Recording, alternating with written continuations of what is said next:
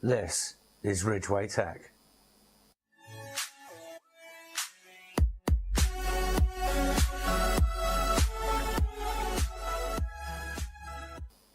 Hi guys, I'm Craig. With Intel releasing a new 10-core chip costing the price of a small car, we thought we'd see what we could do on a slightly more modest budget. We picked ourselves up an Intel X5650, it's a 6-core Xeon part, and we put it in an X58 motherboard. So on with the build. I'm just going to talk about some of the parts as we build it, because time's getting on and I need to get this built. So we've got our Xeon chip here, which is our it's an X5650. It's clocked at 2.66, turbos to 3.06. It's a Xeon 6 core, as I said before, and it's a 95 watt part, 32 nanometer, with TDP of 81.3 degrees C. So hopefully we might be able to get a bit of nice overclocking out of that, but we will see. And the board that we have here is actually a Gigabyte, and it's a GA-X58 It's got USB 3, it's got Gigabit NICs, 6 SATA ports, 7.1 audio with support for Dolby Home Theatre, DDR3 up to 2200 megahertz, although we won't be running it that fast, so very much doubt. And we've got support for SLI or Crossfire as well. We've got 12 gigabytes of Corsair Vengeance memory that we're going to put in, and that's triple channel. So we've got 3 of those that we're going to be putting in, and that makes our 12 gigs. And then we've got also 120 gig SSD that we're going to be throwing into the mix, also powered by a Cooler Master 750 watt power supply. We're going to be cooling the chip with a Noctua CPU cooler.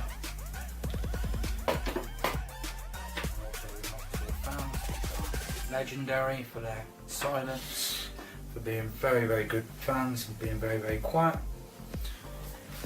And our GPU, which is going to be an EVGA GTX 580 with a very nice backplate on there as well. So that's all going to look lovely. So on with the build. And I'm likely to end up fast forwarding some of this, so that you don't have to sit and watch it for 3 hours while I build it. So first things first, I'm going to bang the CPU in. Probably one of the most tricky bits of building a computer, because it's one of the only times when you can really damage something. Those little pins in there are so delicate. And we do this, see in the socket there's a couple of little notches, and there's some notches on the CPU. There's also a little triangle that you can line up on one of the corners as well, but I tend to look at the notches before I do that. And it's called a zip socket because that means zero insertion force. So you should never have to force it. It just goes in there, close the top plate down, and then you just pull the little arm across and hook it under. Now it will feel very tight when you're doing that, but it's perfectly okay as long as you have your CPU in properly in the first place. You're not doing any damage at all. Next thing we need to do is attach our mounting hardware for our CPU cooler.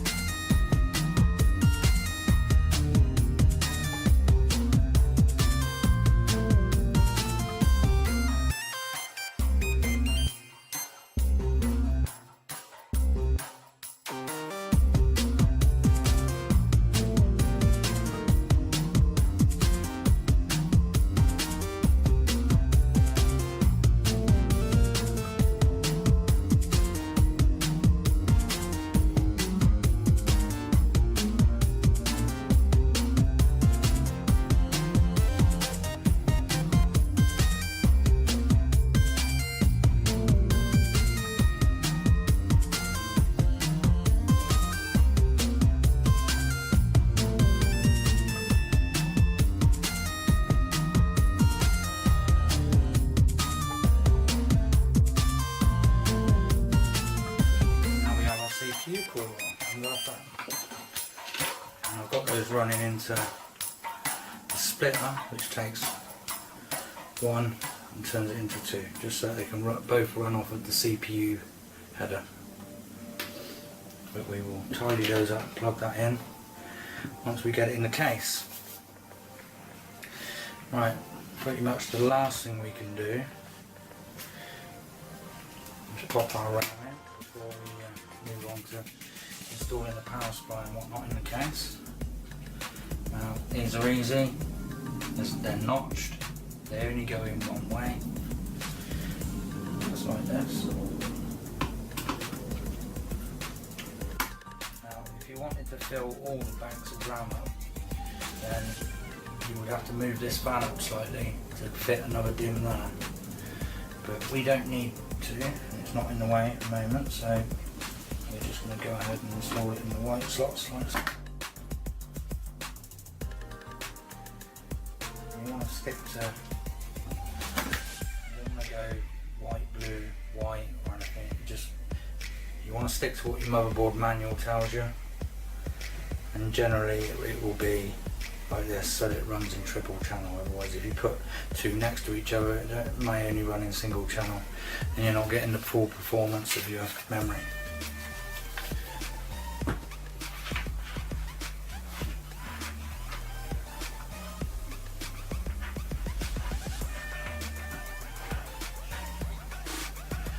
Okay, so I'm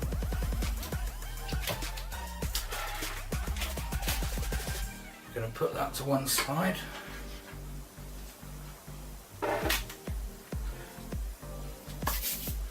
And we're going to get our case up there. Just make sure there's nothing on your bench that's going to scratch it or anything. I'm putting down one of these cutting board surfaces which are soft as well, so it won't scratch anything. We can get rid of our film and paste off there as well.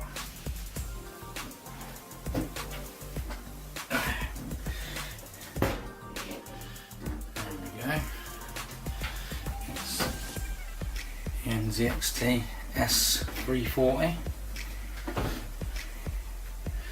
And the first thing we're going to do is take that beautiful side panel so we can get inside it.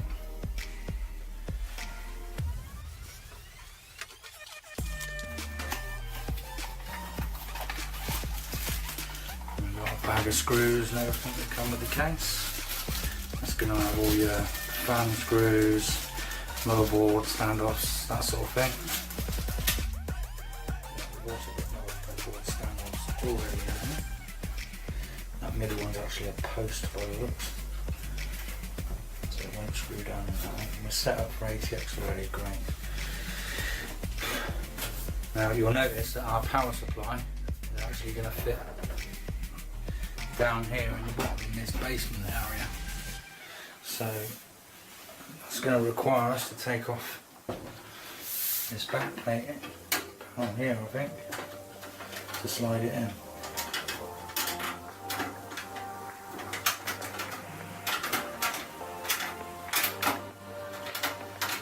And we can attach that to the power supply and slide it in.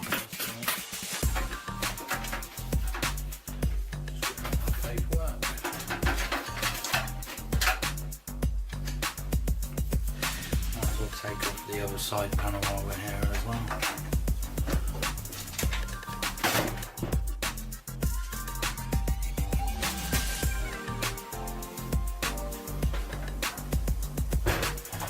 And I think I'm going to change the camera so that you get a slightly better view.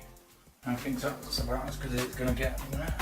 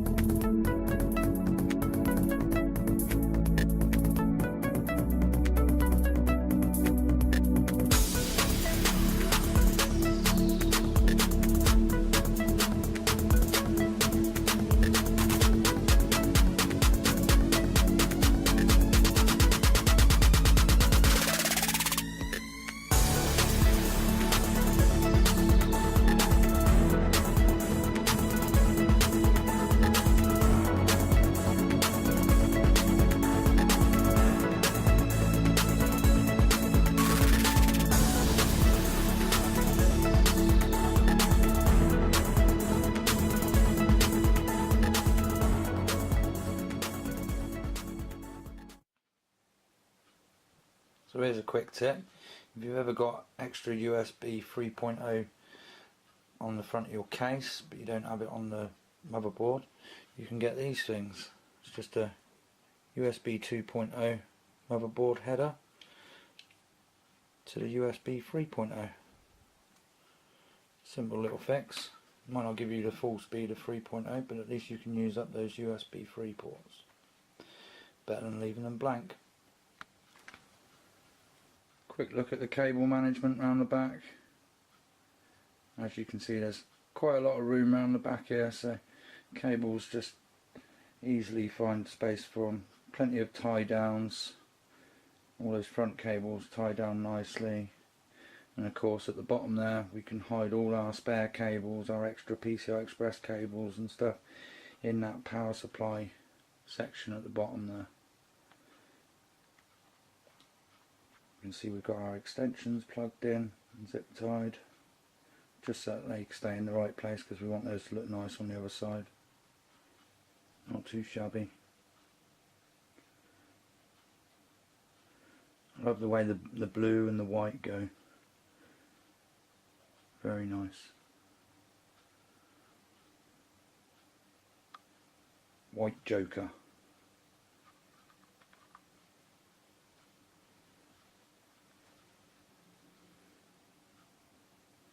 Of course, the sort of angle you have be that kind of an angle,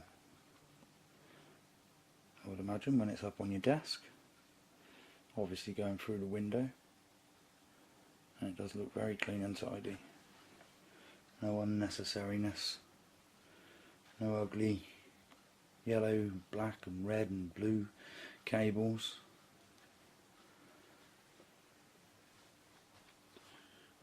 Tight squeeze down there for the EPS cable.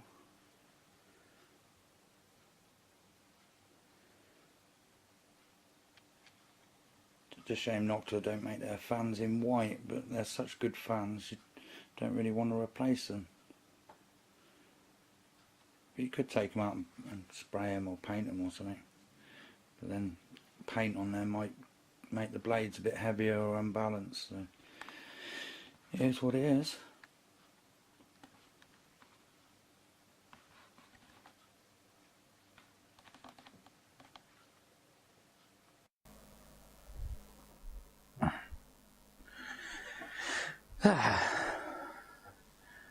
Well, as you can see, we've got it all built. Now, let me talk you through it. So, got it all built, stuck a thumb drive in, ready to install Windows, hit the power button, fans spin up, nothing happens. We're just not getting a post screen or anything. I think, oh my god, what's going on? All this kit's been tested before we started the build. So, the one thing that hadn't been tested, we hadn't put the Xeon chip in the board. We'd been testing it with an old, with an i7-950. Now, it turns out that the very latest version of the BIOS, I think it's like the F5 or something, just straight up didn't like the Xeon. I mean, we'd had a look to see whether this board supported the Xeons, and it did support it. But when we looked into it a little bit more, the only place I could find of anybody that tested it before was somebody, and they tested it on an F2 BIOS. So we went ahead, we swapped the CPU out for the i7, we loaded the F2 BIOS, and by this point I'm wondering whether the Xeon chip's going to work at all. We popped the Xeon chip back in, and boom, it just works. Brilliant. After looking into it a bit more, I upped the BIOS to the F3 BIOS because it's got better compatibility with sort of the more modern Windows operating system, and that worked absolutely fine. The overclocking was fine. Base clock, it loved it. You know, we just keep going up on it. I mean, I got that base clock from 133 to 170 without changing a damn thing, nothing, and it just loved it. The temps were, you know, because we were on auto volts at that point, the temps were getting a little bit crazy. So we had to go in and, you know, punch in our voltage and everything to what we wanted it. You know, I was looking at around 1.3 volts on the V core, and that tamed the temperature. Now the annoying thing is, if we tried to play with the CPU ratio, the core, sorry, the core and the uncore. If we turn that off, anything other than auto, it just flat out crashed every time. So I don't know what's going on there, but it just didn't like it. So yeah, so we left those, so we ended up just leaving those at auto. That's how it liked it, so that's how we left it. And we got the base clock all the way up to like 190. We're hitting about 75 degrees, but we're at 4.2 gigahertz, well 4.18 gigahertz at that point. And the benchmarks were just incredible, absolutely amazing, which you're probably going to get to see them in a sec. So yeah, very, very happy.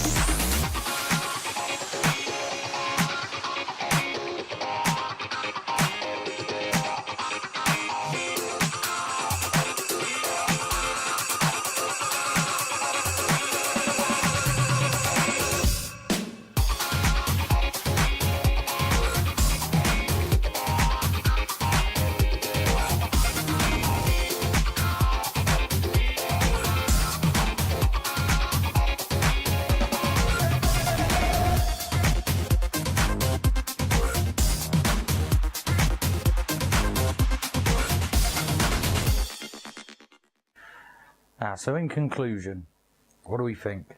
Well, we had a few problems while we were building it. You really got to make sure that you get that motherboard compatibility right. We hadn't realised that we were going to have any BIOS problems while we were doing it, but we were able to work our way around it. If we hadn't have had an i7 chip to put in the board so that we could reflash the BIOS to something where it worked, then we would have really been stuck. But luckily we have that kind of kit on hand. It was nice. It was a joy to build. It was nice to go back using that triple channel memory again, and the overclocking was really satisfactory. I mean, it really did kick the snot out of most of the newer stuff on the market now, and it really, you know, £60 for that chip. I mean, that's just a billy bargain. Unfortunately, the motherboards are, you know, quite expensive. That's the one drawback, because there's an abundance of chips on the market, and the motherboards are few and far between, so they're holding their value. They really are. But what can I say? We're lacking SATA 6. That's unfortunate, but you don't really notice it when you're looking at random access. Yeah, you don't really notice it. What else can I say about it? Yeah, it just it kicks the snot out of stuff you can buy that costs much more money. So my conclusion is, probably don't make this the first computer you go out and build, because there are a few snags. But if you're a seasoned builder like what I am, and probably what most of you guys are, then you're going to have a lot of fun tinkering about with these old Xeons. Anyway, I'm Craig from Ridgeway Tech, signing out.